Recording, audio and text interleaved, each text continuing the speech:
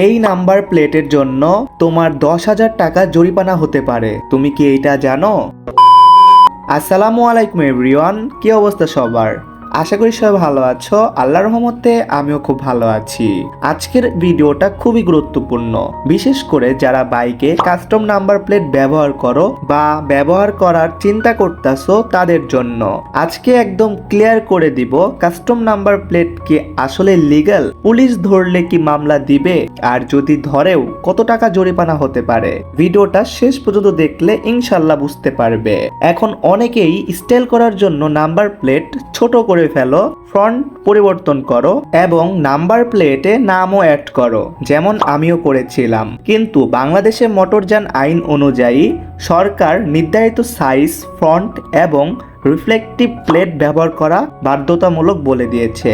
এখন তুমি যদি নাম লেখো, সাইজ ছোট করো, ফ্রন্ট পরিবর্তন করো, ডিজাইন কেটে ফেলো, তাহলে এইটা অবশ্যই আইন ভঙ্গ করা হবে। এক কথায় এটি ইললিগাল হয়ে যাবে। এখন প্রশ্ন হলো, তাহলে কি মামলা দিবে? সাধারণত ট্রাফিক পুলিশ প্রথমে ফাইন করতে পারে, কিন্তু পরিস্থিতি অনুযায়ী মামলা হতে পারে। এখন কথা হলো, এই কাস্টম নাম্বার প্লেট আমরা কখন ব্যবহার করতে পারবো? যখন তোমার অরিজিনাল ভিআরটি থেকে যে নাম্বার প্লেটটি দেয় ওইটি এখনো আসে নাই, তাহলে তুমি কাস্টম নাম্বার প্লেট কিন্তু ব্যবহার করতে পারবে। কিন্তু যদি তোমার অরিজিনালটা আসে, তারপরও যদি কাস্টমটা ব্যবহার করো, এক্ষেত্রে তোমার মামলা হতে পারে বা সর্বোচ্চ 1,000 টাকা জরিমানা করতে পারে। আমাদের এই দিকে অনেকেরই এই বিষয়ে মামলা না করেও জরিমানা করেছে। সচরাচর ঢাকার মধ্যে এত কড়াকড়ি না, কিন্তু কিছু কিছু জায়গায় পুলিশ এই জিনিসটা খেয়াল করে, আগেই দেখে অরিজিনাল নাম্বার প্লেটটি আছে নাকি। যদি না থাকে তাহলে কিন্তু জিজ্ঞাসা করে যে নাম্বার প্লেটটি পেয়েছো নাকি।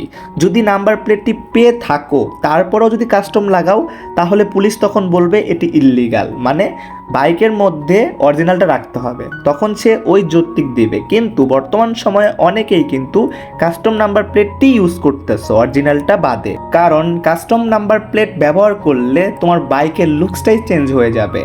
আমি কিন্তু আমার বাইকে লাগিয়েছিলাম, বাট আমি যখন বিআরটি থেকে অরিজিনাল নাম্বার প্লেটটি পেয়ে গেছি, তারপর আমি অরিজিনালটা দিয়েই মডিফাই করে লাগিয়েছি।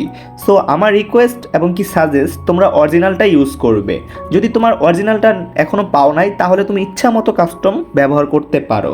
সো যাই হোক গাইস, ভিডিওটা দেখে হয়তো বুঝতে পেরেছো আজকের এই বিষয়টা। যাই হোক গাইস, আজ এ পর্যন্তই, দেখাবে নেক্সট কোনো ভিডিওতে। সেই পর্যন্ত ভালো থাকবে, সুস্থ থাকবে, নিচের বাসকে ভালো রাখবে। আল্লাহ হাফেজ গাইস।